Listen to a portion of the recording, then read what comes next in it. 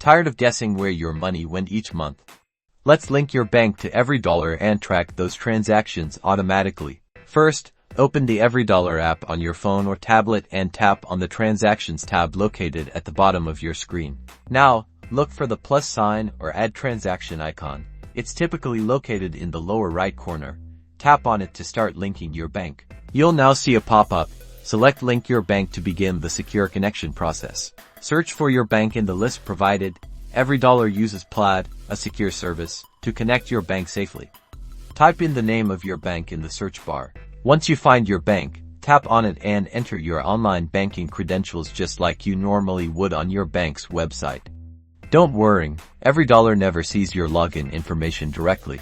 After logging in, you'll see a list of your accounts. Select the accounts you want to connect to EveryDollar, like your checking or savings account. After selecting your accounts, EveryDollar will start importing your recent transactions.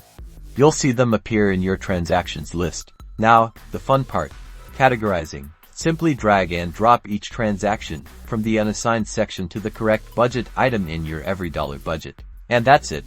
Now you can easily track your spending and stay on top of your budget.